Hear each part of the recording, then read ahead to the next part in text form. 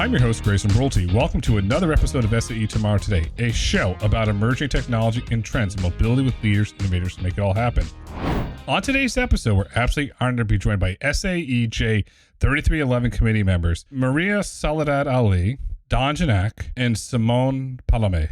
On today's episode, we mark the publication of SAE J3311 and how it enables vehicle-wide power optimization. And for today's episode, please note that today's guests are speaking as J3311 committee members, and their comments do not necessarily reflect the views or official positions of their employers. We hope you enjoy this episode. Thanks for joining the podcast and talking about the SAE J3311. It's very important. Thank you. My pleasure. Thank you for having us. You're very, very welcome. Don, we're going to kick things off with you here, sir. What is SAE J3311 and what does it solve? Yeah, I guess in simplistic terms, the goal of the standard is to come up with a solution for inefficient power consumption in the modern vehicles. So today, many vehicles have over 100 ECUs, and that consumption is over 200 amps in a 12-volt system, for example.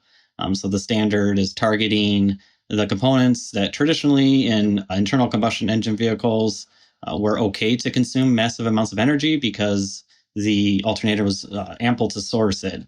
But as the industry moves towards centralization, software-defined vehicles, and electric vehicles, that power consumption is not sustainable. So now it's reducing range, increasing battery pack sizing, which ultimately increases vehicle mass and infrastructure wear and tear as well.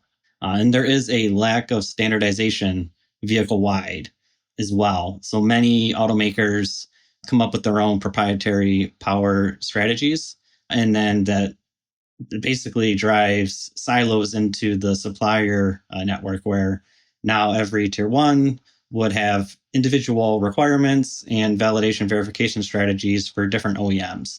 So the lack of standardization creates a lot of revalidation efforts, re-verification efforts, and not a lot of reuse in the industry.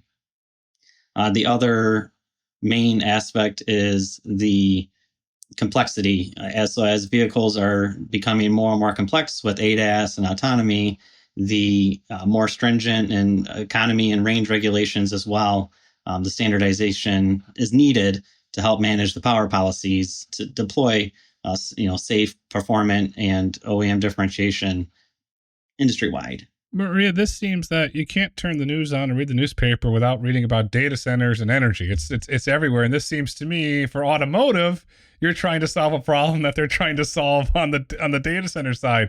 Why, in your opinion, was it going in so many different directions before the SAE J3311 came around? Yeah, I think it's kind of like being the perfect storm, if you will, like where a lot of things were happening at the same time. Like the world was transitioning to clean energies, and that it's putting a lot of constraints into the supply chain for battery raw materials and the geopolitical tensions over there. But when we look at the vehicle, I think there has been, what Don was saying, is that there has been this big transition from combustion engine vehicles to electric vehicles. And this has exposed a lot of inefficiencies within the vehicle architecture. And for gas powered vehicles, we didn't really care that much about it. So that's why we had like hundreds of ECUs running at peak power all the time. But when we started switching to EVs, we can't really do that, because even though the charging infrastructure keeps spreading and advancing, it's not the same as with gas-powered vehicles where there is a gas station every 5 miles. And so every bit of watt that the vehicle consumes means that you'll have less range to get to where you want to be. And so now OEMs have really to think very carefully about how and where they are spending the energy.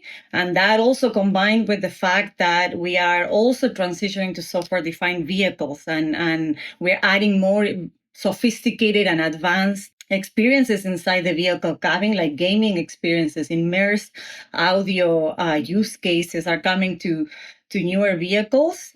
And on top of that, advanced safety features like ADAS and all of that. And all of this is bringing and putting basically way more constraints in the energy management of the system, because now vehicles are high performance computing on wheels, basically. They are like better than any gaming computing that you can find in the market. And so these processing demands really puts a lot of pressure on the overall ecosystem, on the overall industry. And the problem with EVs is that you can really just keep making batteries bigger because you're adding more weight to the vehicle, and that even requires more energy for the vehicle to move. And so we really have to think smarter about how we're managing the energy at the vehicle if we really want to transition to a cleaner energy type of transportation. So I really think that the finding commonalities between all the industry players and trying to standardize that, it's really the right way to go here, because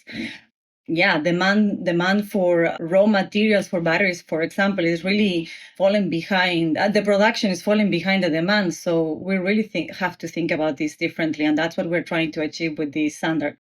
Simone, why was there inefficient power all this time? Because a lot of engineers that I know personally, they want to make everything better. And they like to tinker and we can make this better. We can make this better. And it seems that, okay, inefficient power, that's a problem to solve. It would seem that a bunch of engineers would have got together and say, hey, this is a really cool problem to solve. Why do you think it wasn't really tackled before? Well, there was a kind of energy waste from the basic concept of how cars were designed. So in legacy time, ICE vehicles had abundant energy generated from the engine. And additionally, the alternator was adding more load to the engine, the more power you were wasting. So using more power out of the electric alternator was actually a better efficient way to go. And this today is changing completely, because every bit of energy we are saving out of the battery is adding range and is adding or is shortening charging time. So additionally, we are adding new controllers, new sensors, new devices to the cars for ADAS driving, for software-defined vehicles, for infotainment systems. And these have heavy processing technology. So heavy processing means high clock frequency, which means high energy. So all of these altogether is generating a lot of waste. However, nowadays, a lot of OEMs are already doing some kind of power management, but is not really optimized. This is because they are either turning on the controllers or off if not used at all. And when they are on at full power. So there is no precise, fine-grained optimization of the power consumption for what their task is in that specific moment of the life cycle of the vehicle. Is the name of the game efficiency now? Is that what all the engineers are working towards? Yes, electric efficiency on one side. I would say also weight efficiency. Reducing the weight, we reduce the consumption on the traction side of things specifically.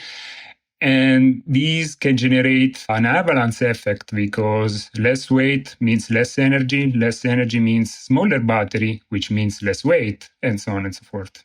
And staying on it, because it's, if you look at it from a cultural standpoint, it's a big shift, which is everybody alluded to the way the vehicles are historically built.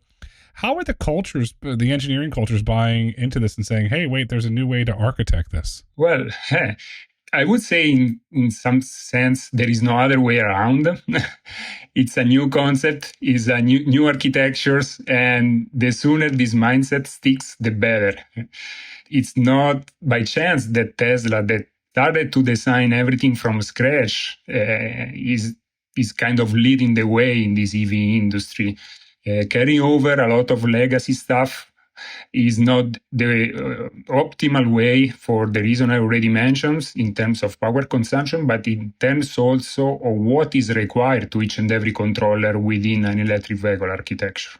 Don, there seems like there's a lot of, if you want to call it influence, I'll use that term, from the gaming industry, from like a PS5 or an Xbox or a gaming development.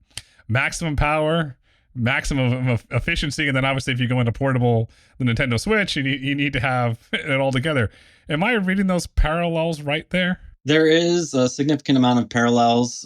Fundamentally, the thought of J3311 stemmed from ACPI, actually, in the computer industry. So where there's a hierarchical power state definition through ACPI. So as you plug in new peripherals in your computer, for example, it's automatically at the OS level able to recognize what you're adding and understand how to command the different power modes that that device is capable of. So J3311 and Spirit took those where you would have traditionally had S states, D states, C states, and we are modifying them to vehicle power states, ECU power states, and device power states.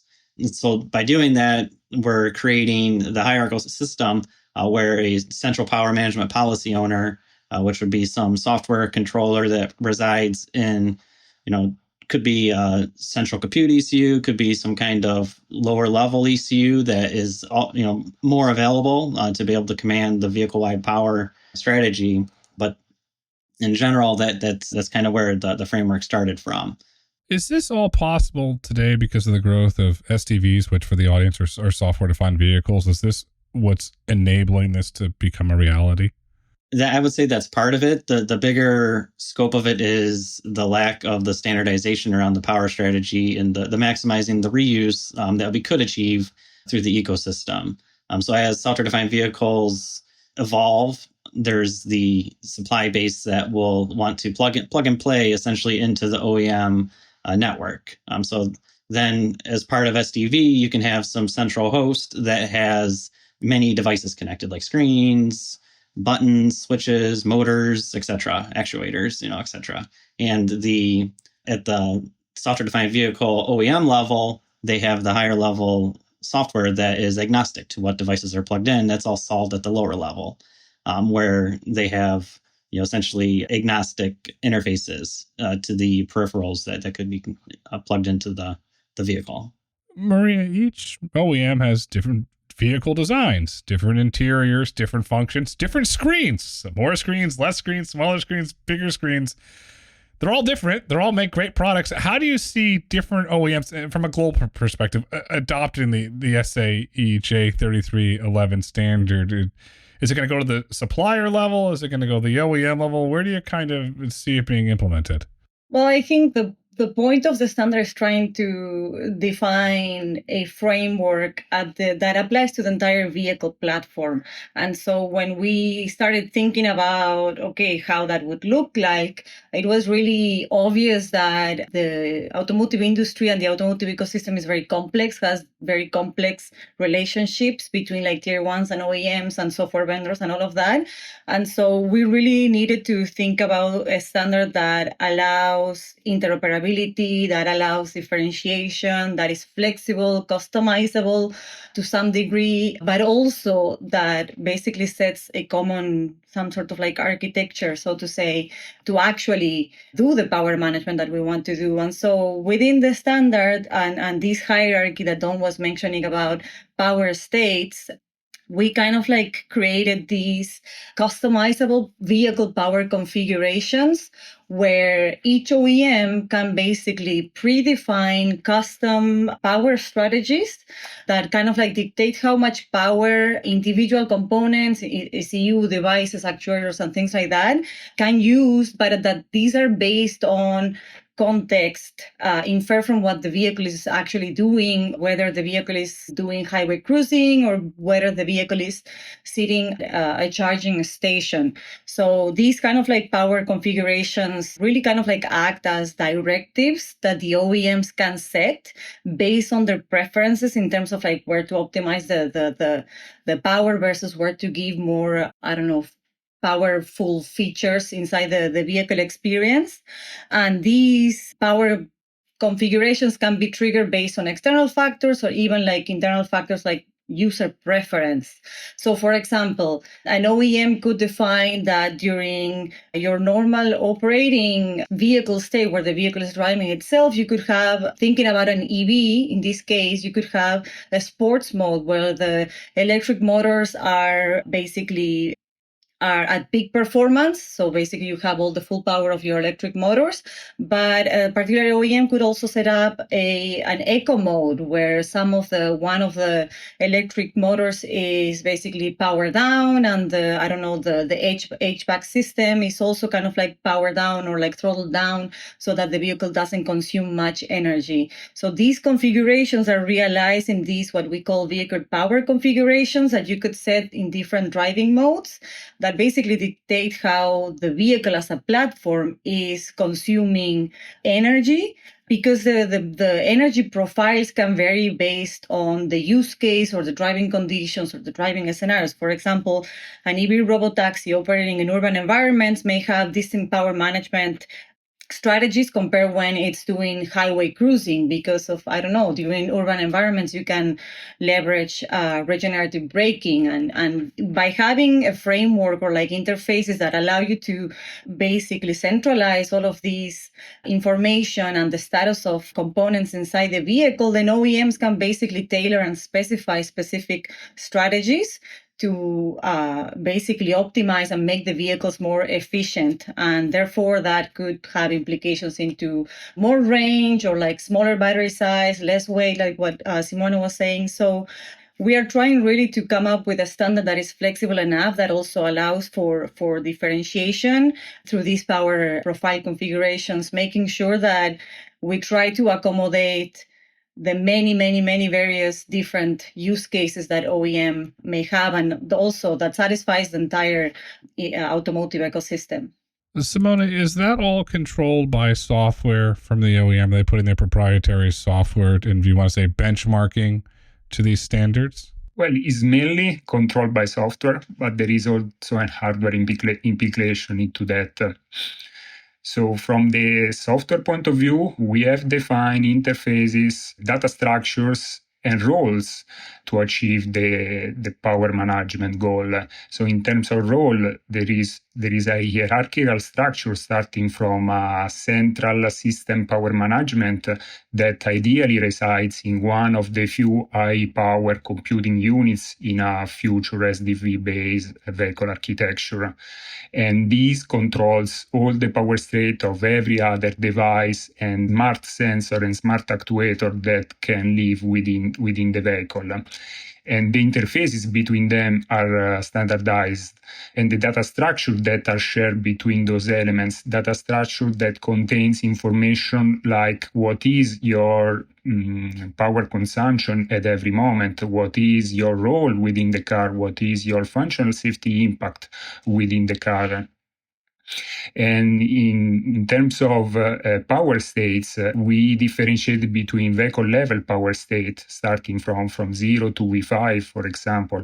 And this corresponds to normal vehicle using scenarios like sleeping or driving or charging. But then each device and each ECUs can have different power subset of power state within every vehicle power state. And this allows for flexibility and for differentiation of what is your power level that you are outputting or you are requesting, what is your task that you are executing, your operations that you are executing. Despite that, we didn't want to force too much into the OEMs or tires. So we left to them the ability to define algorithms and policy to transition between these states, but also to define what is that is required by each and every ECU and device in each power state. Indeed, the OEM on their side, they can define the operation of the device, of the ECU, but this is encapsulated into the data structure that we have standardized. And finally, what else we didn't want to standardize is the network protocols, the physical layer, and the cybersecurity of the communication involved to communicate this data structure, this information. And it is worth to say that this is not a mature standard as of today. So we are releasing the first version. And so a lot of efforts needs to be done in the next future, also working together with the OEMs to improve the standard, to make it really valuable for real life, real industry scenarios. But you hit the nail on the head. Is it perfect? No, but you have to start somewhere, and you have to gather that, if you want to call it that, real world feedback or real world experience. And you mentioned power output. If you have a consumer or an individual, they're on the highway and they have ADAS engaged, is this fair to assume that, yes, it's going to have full power because the system's engaged, and then say you're driving on a suburban road and you're not using ADAS, okay, maybe the power goes down at that time, but then when you engage it, it goes back to full power. Is that fair to assume that? Yeah, definitely. That's exactly the idea behind the standard and behind the flexibility of all the power state that we have defined. And let's say that from a vehicle point of view, you say, okay, now we are in driving mode. So at this point, every subsystem within the vehicle say, okay, I'm aware, now I know what I have to do. And so in case you are driving highway, the ADAS knows that, okay, now I need to work full power to make sure nothing bad happens, and so on. And is that all just controlled by proprietary algorithms of the OEM and the suppliers? Yes, because there is no point in the standard to define the transition between the power modes and what the device should do, because then each and every OEM may have different use cases for different or for the same hardware. And so as long as you are aware that you need to inform the central system or what is your working condition, and he is aware of that, and he can make the best decision possible in order to save energy, which is the final goal. At that point, what is exactly happening is not really something you need to know. Don, you can't run software without hardware. Obviously, the vehicle is technically hardware, but you have GPUs, at some point you have TPUs, CPUs, you have all sorts of controllers in the vehicle that make the wheels turn and make the ADAS work. Are the recommendations in the standard, or how are you thinking about hardware? Because you and I know, and the audience knows, there's the traditional ARM architecture, low power, and then there's the GPU, lots of power. There's a wide gap there in terms of chips. Yep. Yeah, exactly. And as Simone pointed out, the main ability to be able to control the individual ECU or smart device power comes from what we are calling the VPPM agent. So this is what takes the global output of the central system power manager, based on the vehicle power state and the contextual awareness. I'm on the highway, feature requests full ADAS or autonomy capability. Each ECU or smart device is able to understand that specific power policy and transcode that into what the ECU requires. So for example, if I'm on the highway, my ADAS ECU knows that we're in, maybe just like a reduced ADAS functionality, like warnings instead of vehicle control, right? Maybe now we scale down GPU capability, for example. So the VPM agent is able to understand, I can put my GPU into a lower power state or turn it off entirely and rely on, maybe a microcontroller to do the warning strategy instead. So that's really the main differentiator we're trying to bring in with the standard, is being able to, at the ECU and smart device level, understand to the pre-mapped power strategy of that ECU or smart device, how to pre-validate, pre-verify, and every OEM can then integrate this solution, regardless of what tier 1 or tier 2 provides the ECU or device. So it allows that the customizable power strategy overall. And then it just adds back into that kind of plug and play directive. So then we can be agnostic to where the ECU or device comes from.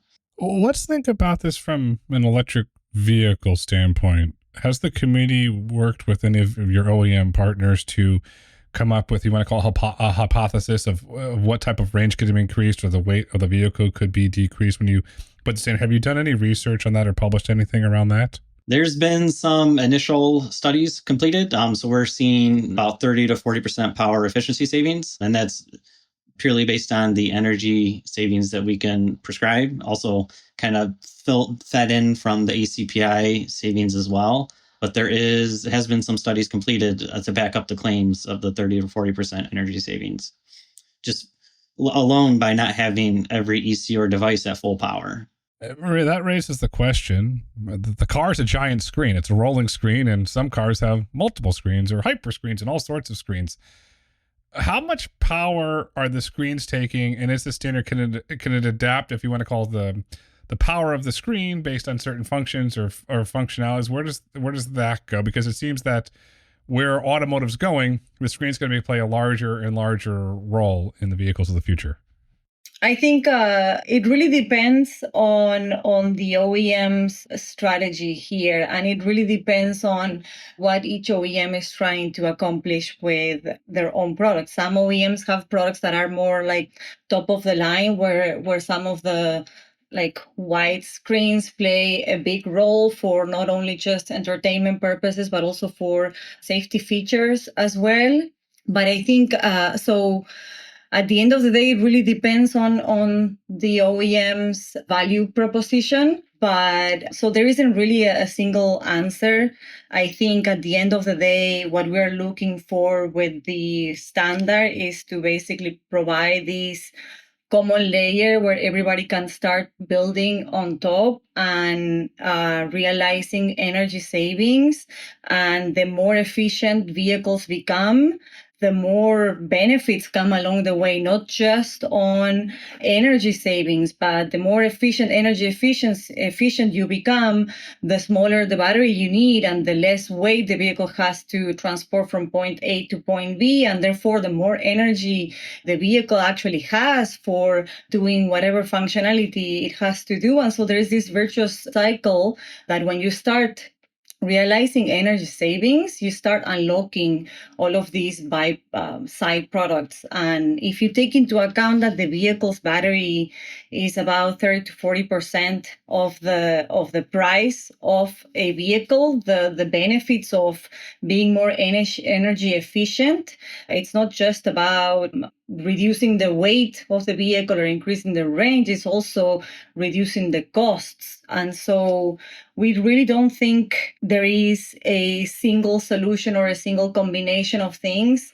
because we don't want it to be that way. We want the standard to be flexible. We want people to have differentiation. We want people, OEMs and the industry, to come together to basically enable what the PC industry enabled through ACPI. When ACPI came into the play, that basically enabled us to have very thin laptops, battery power that can go and power for 9 hours. That didn't exist before ACPI. Before ACPI, we had desktop computers that were plugged in 24/7, and when we started putting batteries onto them, we realized, oh, well, the battery doesn't last that much. This is a huge thing, super heavy.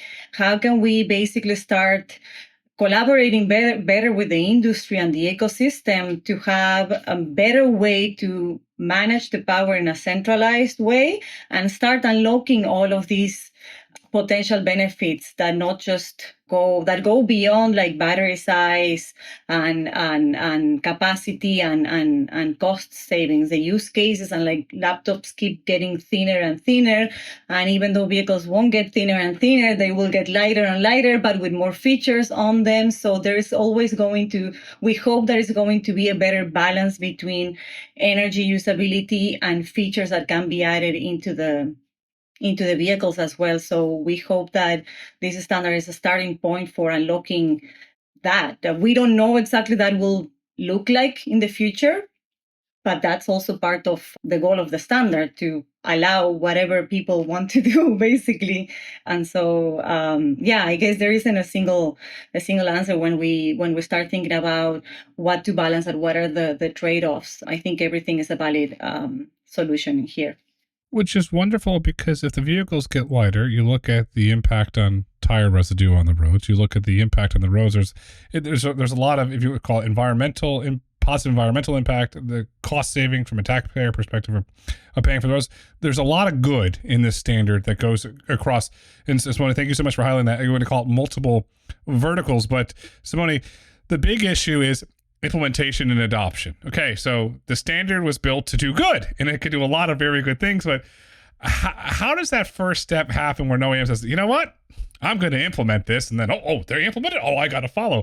How does that process start? Well, the OEMs shall embrace this standard. starting to use it, starting to believe that having a standardized system is going to be beneficial for themselves and for the industry, thanks to a reduction in development cost, a reduction in validation time. And these will benefit also the aftermarket world, because having a standardized interface will allow any additional electronics, additional features that you want to retrofit to your vehicle to be recognized immediately without any software update. And in terms of this, indeed, we also defined a dynamic monitoring of the system that allows to include new elements at runtime. And so once you become aware of this and you start to downstream your requirements to the tires and they start to develop system following the standard, then is again an avalanche effect, and this will become the popular way to go. And then when that happens, society benefits. That's the key there. Society benefits from the SAE J3311 standard. This has been a fascinating conversation, and as we look to wrap up, I'd like to ask each one of you to give a takeaway for the audience. And Don, we'll start with you, please. Yeah, I guess in general, the more collaboration, the better. The J3311 has a significant amount of capability to transform the industry while we are, retrofitting legacy architectures or moving towards SDV. So this newfound power management strategy, I think, will benefit everybody to help reduce the overall development cost and reduce the time it takes to do verification and validation. More good things to point out. Thanks, Don. Maria, what would you like the audience to take away with them today? I think that I would like the audience to take away that this time we're not trying to be prescriptive. We're really trying to define the commonalities across the entire industry. And with that, basically, we want to allow OEMs and tier ones and industry players to really focus their efforts in the things that bring value to them and their customers, instead of focusing their efforts in the things that everybody has to do and duplicate that. So we want to basically remove that, make OEMs focus in what's really important to them, so then industry and products can evolve from there. Well, the standards laying that groundwork. Simone, what would you like the audience to take away? So from a general point of view, I would like the audience to understand that SAE is an alive community made of professionals that are working almost daily to improve things for everyone's sakes. And in these terms, everyone is welcome to collaborate and to help us to improve our standards, to provide additional ideas. And there is no need to be an expert in automotive, because as for this standard that is deriving a lot of notions from the ACPI, which is a consumer electronics thing, there is good in every sector, and this good can be transported to automotive to impact cost, to impact safety, to impact efficiency, all these good things that we have been talking about. I'll summarize this way. When individuals come together to collaborate on standards, great things happen. Today is tomorrow. Tomorrow is today. That features SAE J3311. Don, Maria, Simo, thank you so much for coming on SAE Tomorrow Today. Thank you for having us. Thank you. It's been a pleasure. Thank you. Thank you for listening to SAE Tomorrow Today. If you've enjoyed this episode and would like to hear more, please kindly rate, review, and let us know what topics you'd like for us to explore next. Be sure to join us next week as we explore how one nonprofit is helping to accelerate the clean energy transition. SAE International makes no representations as to the accuracy of the information presented in this podcast. The information and opinions are for general information only. SAE International does not endorse, approve, recommend, or certify any information, product, process, service, or organization presented or mentioned in this podcast.